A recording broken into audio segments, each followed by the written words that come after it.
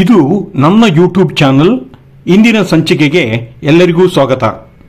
ಪುರಾಣದ ಕಥೆಯಂತೆ ವಿಷ್ಣು ರೂಪದ ಕೃಷ್ಣನ ದೇಗುಲವನ್ನು ದೇವತೆಗಳ ಗುರು ಮತ್ತು ವಾಯುದೇವ ನಿರ್ಮಿಸಿದ್ದರಿಂದ ಗುರುವಾಯೂರಪ್ಪನ್ ದೇವರ ಸನ್ನಿಧಿ ಗುರುವಾಯೂರ್ ಆಯಿತು. ಈ ಗುರುವಾಯೂರ್ ನೋಡಲು ಬೆಂಗಳೂರಿನಿಂದ ವಾಯು ಮಾರ್ಗದಲ್ಲಿ ಮುಂಜಾನೆ ಹೊರಟು ಕೊಚ್ಚಿ ವಿಮಾನ ನಿಲ್ದಾಣದಲ್ಲಿ ಇಳಿದೆವು. ಈ ವಿಮಾನ ನಿಲ್ದಾಣ ವಿಶ್ವದ ಮೊದಲ ಪೂರ್ಣ ಸೋಲಾರ್ ಚಾಲಿತ ವ್ಯವಸ್ಥೆಯ ವಿಮಾನ ನಿಲ್ದಾಣ.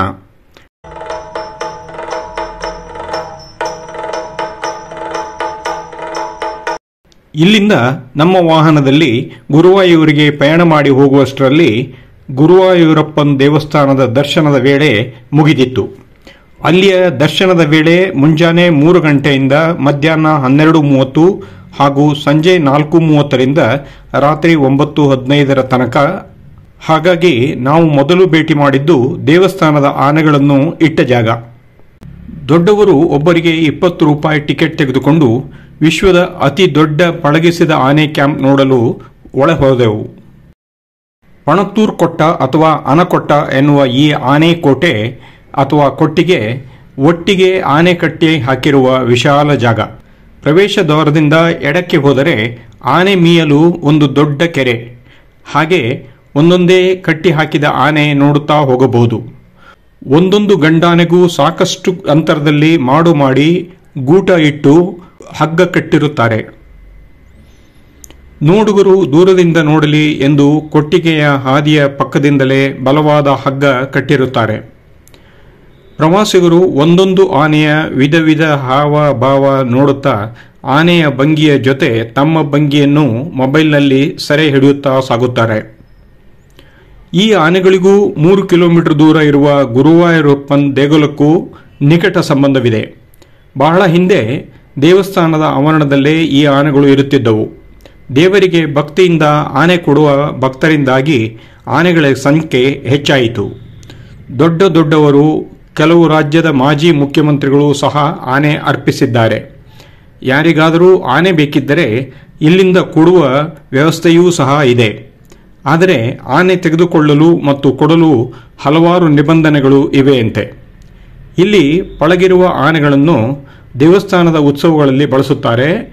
ಈಗ ಒಟ್ಟು 58 ಆನೆಗಳು ದೇವಸ್ಥಾನದ ಸುಪರ್ದಿಯಲ್ಲಿದೆ.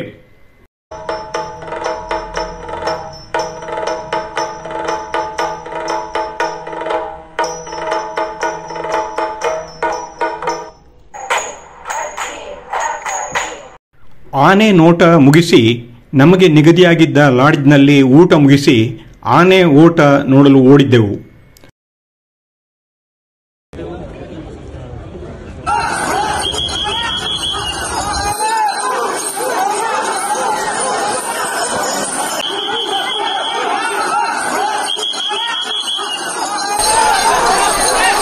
ನಂತರ ದೇವಾಲಯದ ಆವರಣದೊಳಗೆ ಆನೆಗಳು ಓಡಿ ಹೋಗಿದ್ದವು. ದೇವಸ್ಥಾನದ ಬಾಗಿಲಲ್ಲಿ ನಿಂತು ಬಾಲಕೃಷ್ಣನಿಗೆ ನಮಿಸುತ್ತಾ ನಮ್ಮ ದರ್ಶನದ ಸರದಿಗಾಗಿ ಕಾಯುತ್ತಾ ಕುಳಿತೆವು. ಈ ಸಾಂಪ್ರದಾಯಿಕ ದೇವಸ್ಥಾನದಲ್ಲಿ ವಸ್ತ್ರ ಸಂಹಿತೆ ಇದೆ. ಇಲ್ಲಿನ ಸಂಪ್ರದಾಯದಂತೆ ಹಿಂದೂಗಳಿಗೆ ಮಾತ್ರ ಅವಕಾಶ. ಹಾಗೆಯೇ ಈ ದೇವರ ಭಕ್ತಿಗೀತೆಯಿಂದಲೇ ಮನಸೆಳೆದ ಪ್ರಖ್ಯಾತ ಗಾಯಕರಿಗೂ ಬಹಳ ವಿಚಾರ ಮಾಡಿದ ನಂತರ ದರ್ಶನದ ಅವಕಾಶ ಸಿಕ್ಕಿರಲಿಲ್ಲವಂತೆ. ಅಂತೂ ನಮ್ಮ ದರ್ಶನದ ಕ್ಯೂ ಸೇರುವ ಮೊದಲು ಚಪ್ಪಲಿ ಸ್ಟ್ಯಾಂಡಲ್ಲಿ ಚಪ್ಪಲಿ ಬಿಟ್ಟು ನಿಗದಿತ ವಸ್ತ್ರ ತೊಟ್ಟು ಮೊಬೈಲ್, ಚೀಲ ಇತ್ಯಾದಿಯನ್ನು ಕಸ್ಟಡಿಗೆ ಕೊಟ್ಟು ಕ್ಯೂ ಸೇರಿಕೊಂಡವು. ಸುಮಾರು 2 ಗಂಟೆ ಕಾದ ಮೇಲೆ ನಮ್ಮ ಕ್ಯೂ ಮಹಾದ್ವಾರದ ಬಳಿ ಬಂತು. ಕಡೆಗೂ ಒಳಗೋದ ಕ್ಯೂನಲ್ಲಿ ದೇವರ ಸಮೀಪ ದರ್ಶನದ ಭಾಗ್ಯ ಸಿಕ್ಕಿತು. ಆನೆ ಕೃಷ್ಣನ ದರ್ಶನದ ಕತೆ ಹೀಗಾದರೆ, ಜಾನಪದ ಕಥೆಯಂತೆ ಕೆಂಪು ಗೂಲಗಂಜಿ ಮತ್ತು ಬಡವಿಗೂ ತಳುಕು ಹಾಕಿದ್ದಾರೆ. ಎಲ್ಲರೂ ಆನೆ ಕೊಟ್ಟರೆ ಈಕೆ ಬಳಿ ಕೊಡಲು ಏನೂ ಇರಲಿಲ್ಲ.